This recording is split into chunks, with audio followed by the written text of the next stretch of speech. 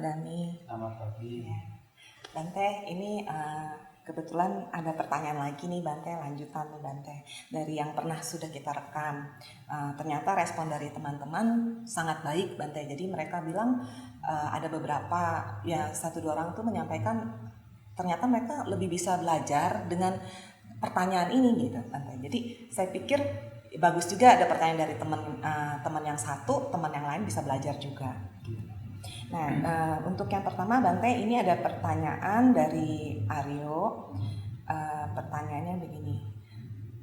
Mohon Bante berbagi pengalaman tentang instruksi praktik meditasi dari guru-guru Bante yang benar-benar membantu Bante dalam latihan dan selalu diingat dan selalu dijadikan panduan. Terima kasih. Iya. Kebetulan saya pribadi ya memang ditahbiskan sebagai samanera di Indonesia, yang mana sebelum pernah saya keluar negeri ke Sri Lanka, tapi sebelum ke Sri Lanka ya kami sebagai samanera juga belajar meditasi dari beberapa guru di Indonesia, yang salah satunya kami di Sangga Theravada Indonesia ini sebelum kita melanjutkan kehidupan samanera yang tetap itu biasanya diawali dengan meditasi yang diberikan waktu itu dibimbing oleh Bante Kantidaru Mahathira, itu berada di Padepokan Dhammadipparama, yang mana beliau memberikan instruksi dalam bermeditasi lebih mengacu kepada vipassana. Vipassana yang memang karena beliau dulu belajar meditasi vipassana dari Myanmar, yaitu dari Mahasi Sayadaw, maksudnya dari tradisi Mahasi Sayadaw, maka apa yang beliau ajarkan juga meditasi vipassana yang memang berasal dari Mahasi Sayadaw. Jadi menggunakan objek utamanya adalah gembung kempis perut, dan juga ada yaitu model mencatat atau menengarai setiap fenomena yang muncul dalam batin termasuk dalam jasmani. Dan saya melihat bahwa itu sangat membantu sekali. Jadi mencatat objek-objek yang muncul dalam batin, ya selain kita juga lebih fokus atau lebih katakan konsentrasi terhadap yang utama, objek utamanya, tetapi dengan kita mencatat kondisi batin yang muncul, itu membuat kita lebih mampu menengarai setiap kondisi batin yang muncul dan mampu membedakan antara satu kondisi batin dengan kondisi batin lainnya. Misalnya kita bisa membedakan, oh ini adalah iri hati, oh ini adalah cemburu, oh ini adalah kemelekatan, dan seterusnya. Karena apa? Karena diajarkan untuk mencatat kondisi batin yang muncul sesuai dengan keberadaannya. Itu juga salah satu hal yang itu sangat bagus untuk kita latih dalam bermeditasi. Dan kemudian juga kebetulan waktu itu saya dengan teman saya yaitu Samira Dhammasiri itu diberi katakan tugas untuk belajar di Sri Lanka. Sebenarnya belajar di kampus tapi Buddhist Studies. Hanya saja kami juga setiap liburan kita pergi ke hutan. Nah, di sana ada satu wihara namanya Nisarana Wanaya. Itu salah satu bagian wihara hutan yang itu adalah tradisi Yogasrama Sanstawa. Nah, di sana kita juga belajar, ada seorang guru meditasi bernama Bante Dhammajiva. Nah, beliau ini mempraktikkan meditasi yang mana beliau dulu belajar dari guru meditasi di Sri Lanka, yaitu Bante Sri Nyanarama, Matara Sri Nyanarama. Nah, beliau adalah seorang guru meditasi yang sangat terkenal di Sri Lanka, bahkan yang mendirikan Yogasrama Sanstawa di Sri Lanka. Jadi satu tradisi yang memang mengutamakan meditasi, dan mereka juga tinggalnya di hutan. Nah, Bante Dhammajiva ini juga belajar dari beliau, dari Bante Matara Sri Nyanarama, dan juga beliau juga belajar ke Myanmar, juga bermeditasi di bawah yaitu tradisi Mahasi Sayadaw. Jadi gurunya adalah Bante Pandita, Sayadaw Pandita. Itu adalah murid langsung dari Mahasi Sayadaw. Nah, sehingga apa yang beliau ajarkan kepada para siswanya atau siapapun yang datang ke beliau adalah dari dua tradisi ini. Hanya saja kalau di Sri Lanka ini umumnya para guru meditasi itu walaupun belajar dari berbagai guru tetapi selalu menekankan apa yang diajarkan dalam meditasi itu pada khotbah-khotbah Sang Buddha. Jadi artinya ketika mereka mengajarkan meditasi juga selalu membawakan tema dari suta-suta, khotbah-khotbah yang diajarkan Sang Buddha. Agar apa? Agar tidak menyimpang dari ajaran meditasi. Yang walaupun tentu apa yang diajarkan oleh para guru meditasi itu tidak menyimpang dari ajaran Buddha, hanya saja untuk lebih menekankan lagi adalah kembali kepada apa yang langsung disampaikan oleh Sang Buddha seperti yang tertuang di dalam yaitu khotbah-khotbah Sang Buddha. Itu selalu menjadi acuan. Dan itu yang sebenarnya harus kita jadikan sebagai prinsip. Dan juga selain itu juga selalu dalam kita bermeditasi dari apa yang diajarkan oleh para guru meditasi ini adalah selalu dikaitkan dengan yaitu 4 kebenaran mulia. Artinya bahwa meditasi ini harus selalu berkaitan dengan inti ajaran Sang Buddha.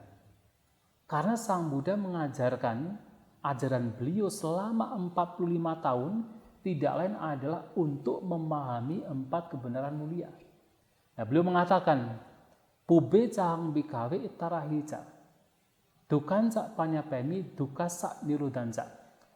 Bahwa saya mengajarkan Dhamma dari dulu sampai sekarang hanya berkenaan dengan apa itu penderitaan dan juga lenyapnya penderitaan. Hanya berkenaan dengan 2 ini yang kalau kita jabarkan berkenaan dengan 4 kebenaran mulia. Penderitaan, sebab penderitaan, lenyapnya, dan jalan untuk melenyapkan penderitaan. Nah, artinya selama 45 tahun Sang Buddha mengajarkan berbagai macam poin Dhamma, semua mengerucut pada 4 kebenaran mulia. Maka meditasi ini pun juga harus apa? Demi memahami 4 kebenaran mulia. Untuk memahami secara menyeluruh, oh ini adalah duka.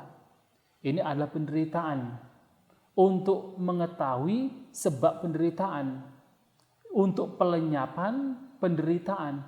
Dan meditasi ini juga yang dipraktikkan dalam konteks meditasi Buddhis adalah praktik dari jalan mulia berunsur 8. Jadi meditasi itu adalah praktik untuk mengembangkan apa itu pandangan benar, pikiran benar, ucapan, perbuatan benar, cara hidup benar, daya upaya benar, perhatian benar, dan juga konsentrasi benar.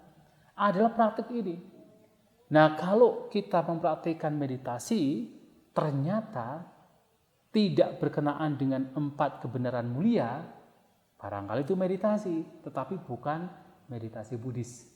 Nah, sejauh meditasi Buddhis melihat, selalu harus diarahkan pada 4 kebenaran mulia, yang tidak lain adalah untuk pelenyapan penderitaan, untuk pelenyapan sebab penderitaan, untuk realisasian lenyapnya penderitaan, untuk pengembangan jalan mulia berunsur 8.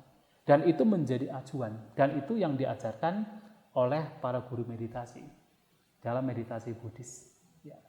Ya, baik Bante, jadi sekarang lebih jelas ya teman-teman ya. Kadang kan kita suka, apalagi di saat ini kan banyak orang yang menganggap meditasi itu sebagai gaya hidup. Ada juga beberapa orang juga yang bertanya mungkin apa sih memang bedanya meditasi yang sebagai gaya hidup dan meditasinya Buddhis. Tadi Bante sudah menjelaskan dengan rinci kalau bedanya itu adalah dalam meditasi Buddhis itu adalah untuk melenyapkan terutamanya kekotoran batin ya Bante ya, yang bercirikan ya sebab penderitaan ya, yang bercirikannya itu selalu tentang 4 kebenaran mulia. Seperti itu ya Bante. Ya, baik Bante, berikutnya ini masih sama dari Aryo juga Bante, pertanyaan lanjutan. Dia bertanya seperti ini.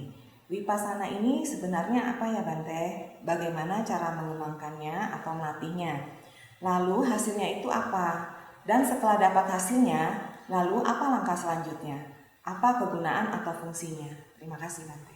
Ya, jadi Vipassana itu kan salah satu dari bentuk meditasi atau bentuk pengembangan batin.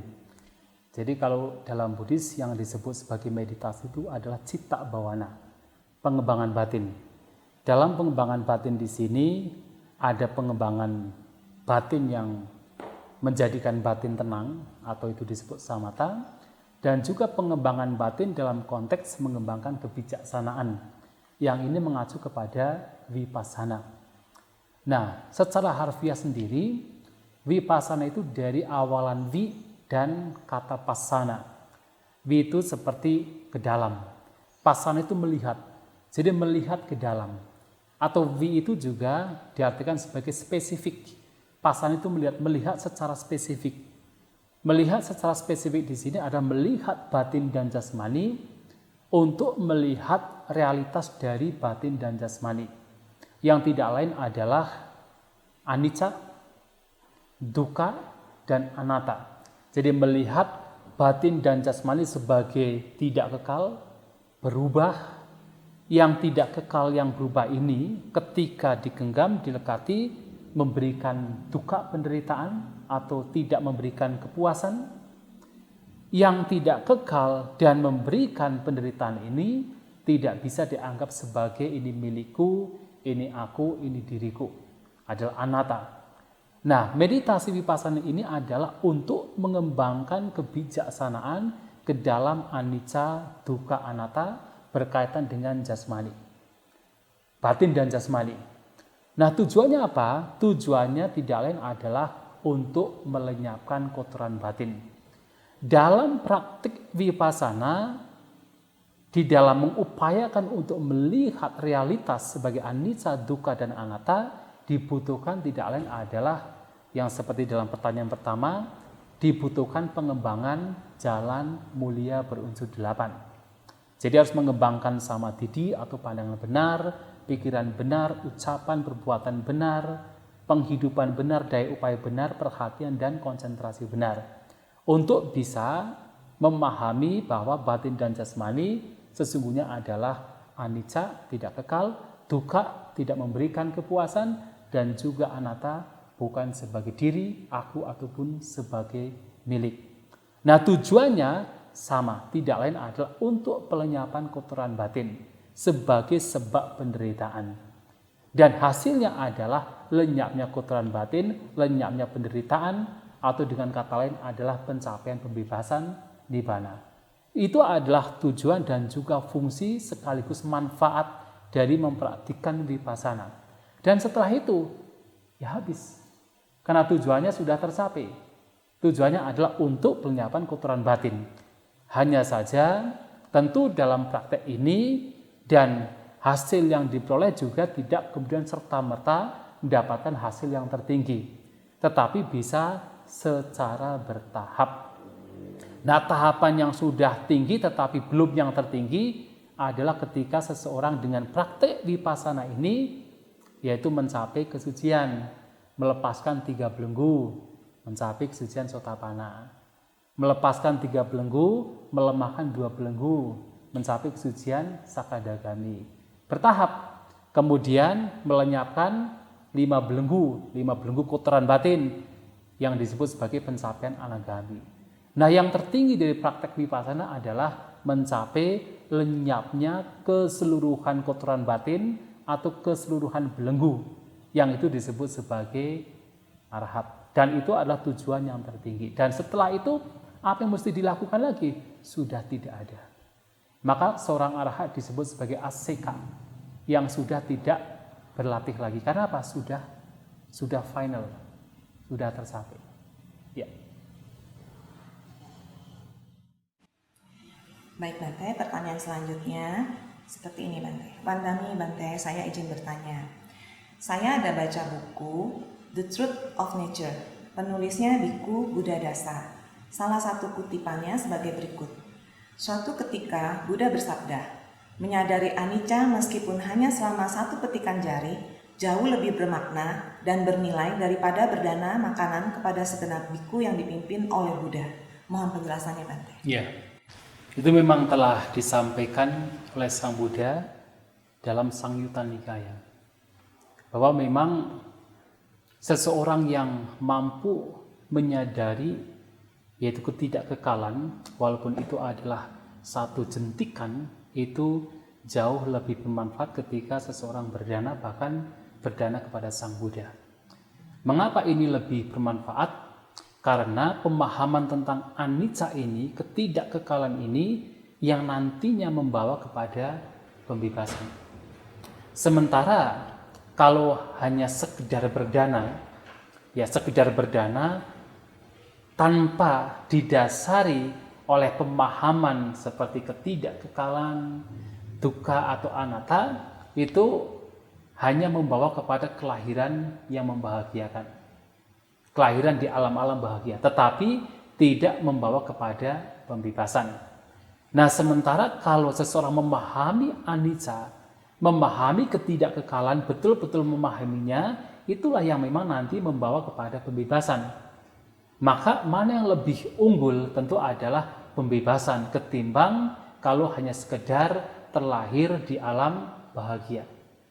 Hanya saja kalau konteksnya adalah misalnya seseorang berdana, mengapa dia berdana juga atas dasar pemahaman tentang ketidakkekalan, ini akan beda. Karena apa? Suatu kali Sang Buddha juga menyatakan, ketika seseorang berdana demi untuk memperindah, menghiasi batin, bahkan perbuatan berdana ini pun juga bisa membawa kepada kesucian, bahkan kesucian anagami. Nah, kemudian dijelaskan di dalam kitab ulasan, kenapa bisa demikian? Karena orang yang berdana demikian, berdana tidak hanya sekedar berdana atau memberi, tetapi juga dilandasi oleh kebijaksanaan, berdana yang di situ ada landasan vipassana, landasan kebijaksanaan, memahami bahwa segala sesuatu tidak kekal. Yang tidak kekal kalau dilekati membawa kepada penderitaan. Dan dia tahu memiliki harta benda itu kalau kemudian dilekati membawa kepada penderitaan. Maka sebagai jalan untuk bisa terbebas dari kelekatan, maka dia mulai mempraktekkan berdana, mulai berbagi. Berbagi berdana untuk menghiasi batin atas dasar pengetahuan ketidakkekalan. Dan itu akan berbeda. Karena di situ ada pengetahuan ketidakkekalan. Tetapi kalau hanya sekedar berdana saja, tanpa ada pengetahuan demikian, ya memang dampaknya hanya apa? Terlahir di alam surga, terlahir di alam yang bahagia. Sementara memahami ketidakkekalan ini, yang ketika telah memahami seseorang kemudian tidak melekati apa yang tidak kekal itu, itulah yang nanti membawa kepada pembebasan. Dan itulah yang kemudian dikatakan lebih unggul ketimbang seseorang sekedar berdana. Itu yang dimaksud. Masih berkaitan dengan dana, Bante. Ini penanya yang sama melanjutkan. Dia pernah mendengar ceramah dari seorang biku seperti ini. Seorang yang berdana makan disebut juga sebagai pemberi pengetahuan kebijaksanaan Patibana. Mereka yang berdana makan akan memiliki bagian kama dari mendukung munculnya kebijaksanaan Patibana pada penerima dana makan. Maksudnya pengetahuan kebijaksanaan Patibana kategorinya seperti apa sehingga dapat disebut sebagai pengetahuan kebijaksanaan Patibana.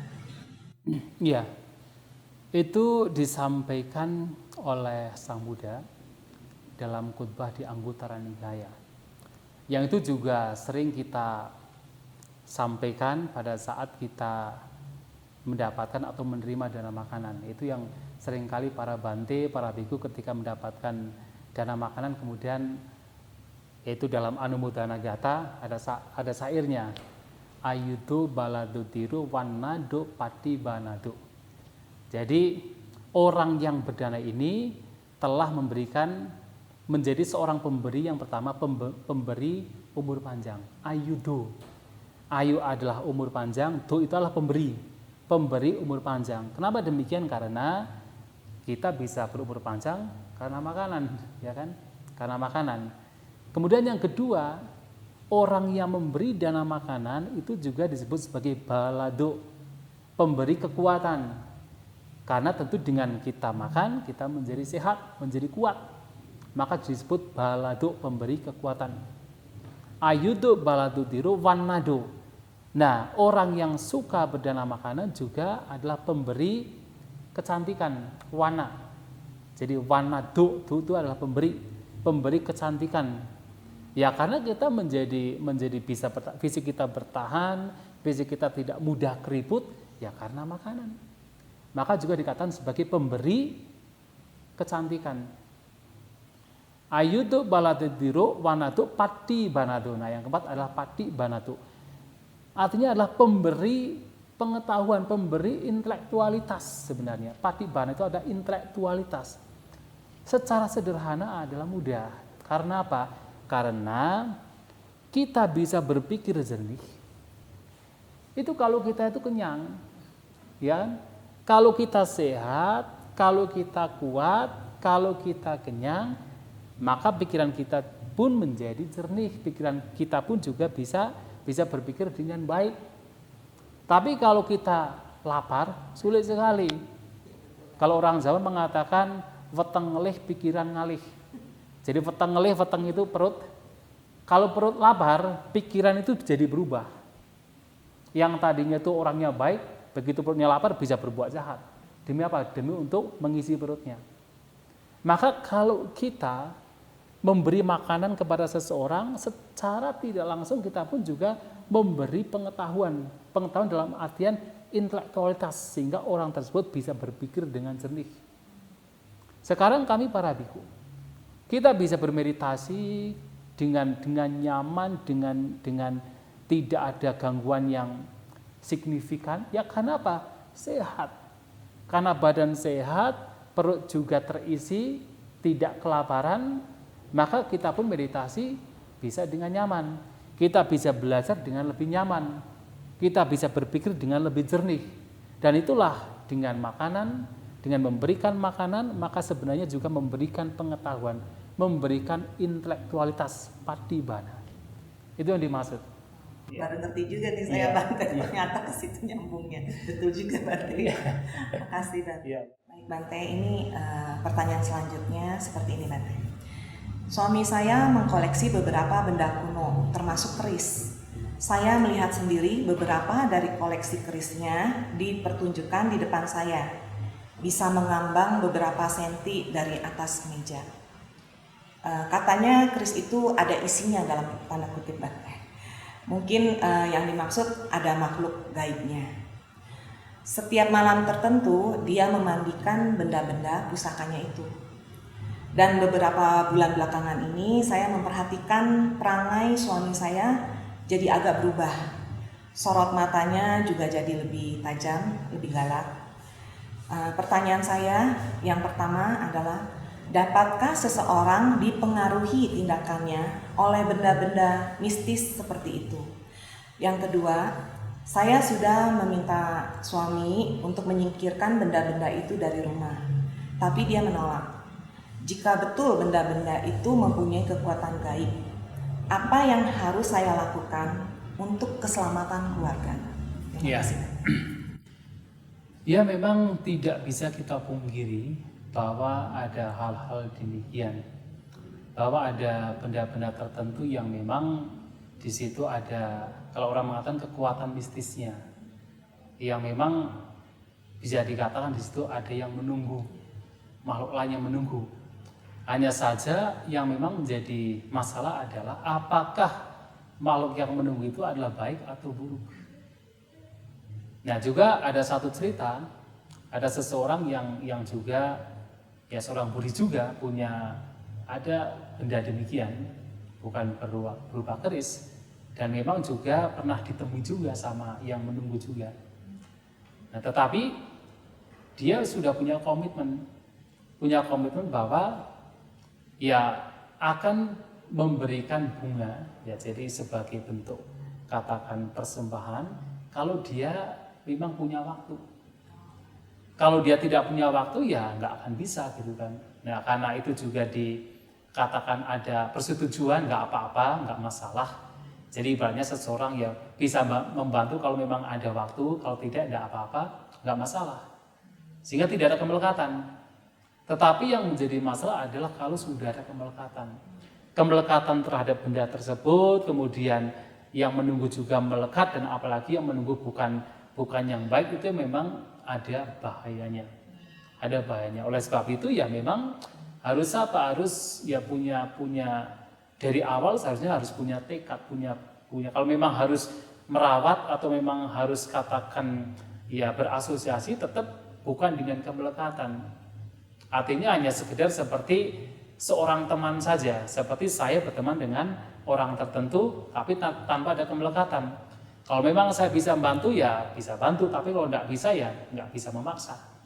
Jadi tidak ada perjanjian khusus. Jadi hanya sekedar berteman saja tanpa ada kemelekatan.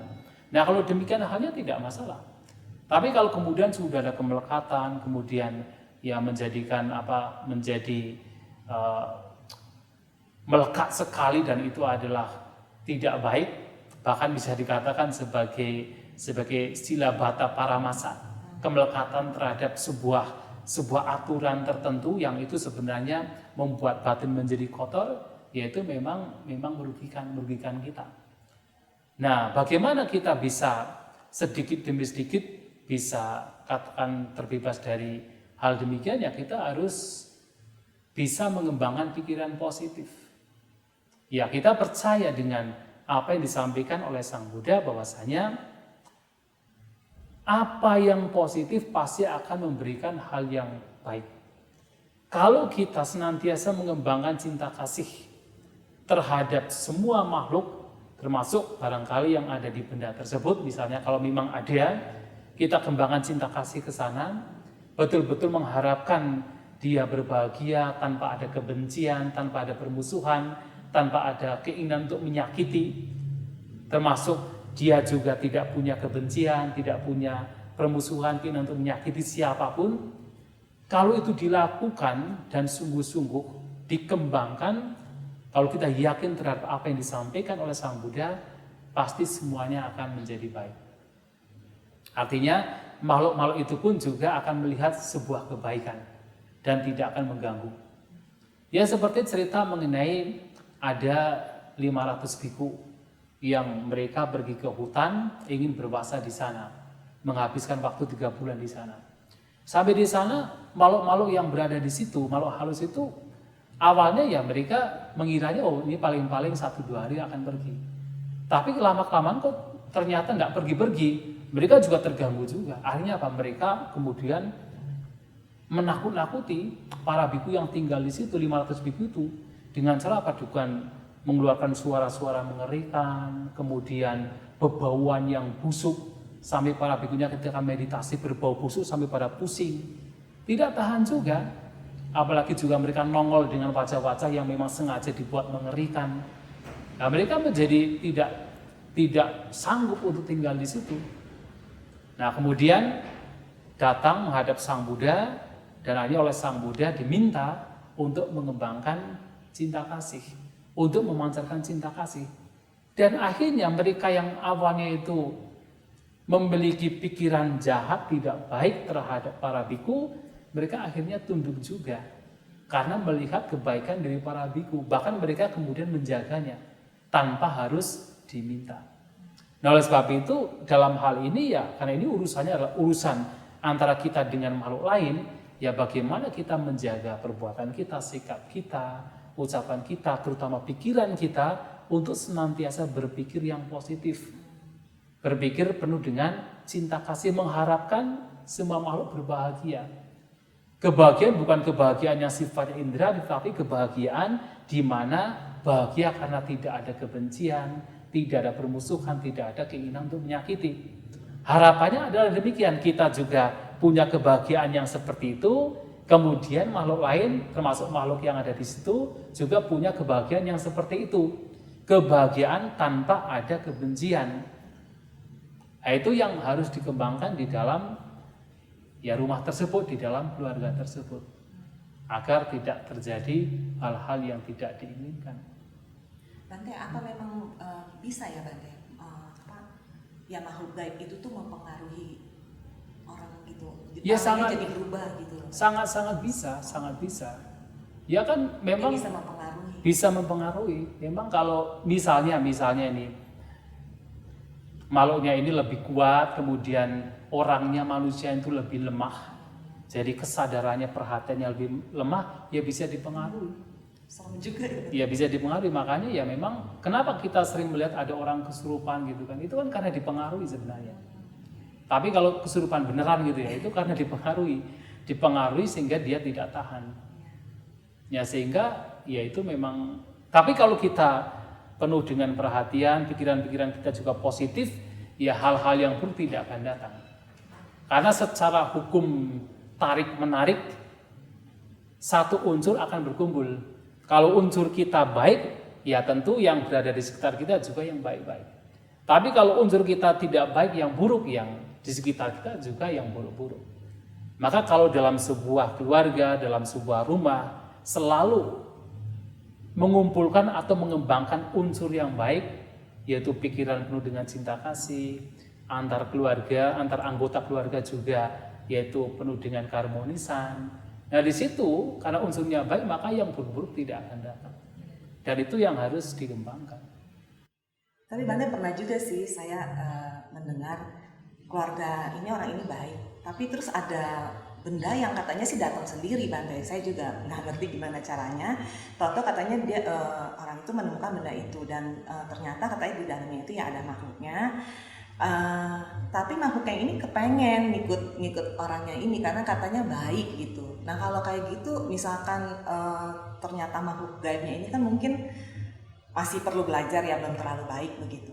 Itu gimana Bante? Kalau dalam kondisi seperti itu, baiknya bagaimana ya? Apa menyerahkan bendanya itu ke orang lain atau memang kita terusin gitu? Karena Ya kalau dalam hal itu ya itu tergantung masing-masing. kalau bisa Tetapi kalau seandainya kok misalnya nih hanya mengandai-andai gitu kan, datang kepada saya mau apa ngikutin saya, kalau saya tidak mau. Kenapa tidak mau? Saya juga sudah sibuk dengan diri sendiri, ngapain diikutin sama yang lain. Tapi seandainya demikiannya, karena apa ya? Karena kan ya sudah, kalau misalnya ada makhluk demikian mau mengikuti karena baik, ya bilang saja. Barangkali sekarang Anda melihat saya baik, siapa tahu nanti tidak baik, nanti malahan kecewa. Kan bisa demikian kan? Ya karena kalau misalnya nanti ada kemelekatan terhadap misalnya dengan pikiran oh saya baik makanya diikuti. Nah, nanti kalau kemudian namanya manusia bisa berubah, pikiran bisa berubah. Yang tadinya baik karena kotoran batin masih ada bisa menjadi tidak baik. Bukankah itu menjadi kecewa? Kecuali kalau misalnya arahkan saja, ikuti Sang Buddha, ikuti jejak Sang Buddha. Karena Sang Buddha sudah parinibbana, tidak mungkin berubah kan? Artinya kebaikan Sang Buddha akan tetap. Kebaikan para arahat akan tetap. Ikuti saja mereka. Ketimbang mengikuti manusia seperti saya. Misalnya begitu. Kalau bisa dinegosiasi, kan sebenarnya kan tergantung masing-masing kan. Ya, jadi ikuti saja Sang Buddha. Ada yang lebih baik, yaitu Sang Buddha itu para arahat. Ada yang lebih baik, yaitu praktik dhamma. Nah, kalau bisa diarahkan ke situ, jauh lebih baik. Ketimbang mengikuti individu yang sebenarnya belum jelas. Ya kalau kita kan boleh kampanye kan belum jelas. Ya kan bisa berubah. Ini masih tergantung kondisi juga kan? Iya, makanya kebaikannya kan belum jelas gitu kan. Jadi nanti ini untuk solusi yang tadi pertanyaan nomor 2, jadi apa yang harus dilakukan untuk keselamatan keluarga? Tadi jawabannya mengembangkan cinta kasih ya Bante ya. Itu walaupun mungkin sulit mengembangkan ya cinta kasih, kemudian selalu berpikir positif, berpikir hal-hal yang baik yang bermanfaat, dan juga bisa juga melakukan pelimpahan jasa, melakukan kebajikan, mengatasnamakan makhluk-makhluk yang ada di sekitar rumah, itu juga baik. Atas dasar apa? Cinta kasih. Itu bisa dilakukan. Walaupun mungkin sulit, mungkin kan makhluk itu ya bagaimana kita juga nggak ngerti ya Bante tujuannya apa. Tapi ya tetap harus kita pancarkan cinta kasih. Betul, itu penting sekali. Ya. Baik Bante. Terima kasih Bante atas Baik. Baik, teman-teman, tanya jawab dengan Bante Santacipo sudah selesai sampai di sini. Berhubung kami masih ada sesi berikutnya di retret meditasi ini, jadi untuk tanya jawab kali ini kita akhiri sampai di sini. Terima kasih teman-teman semuanya. Sekian untuk Nama Budaya.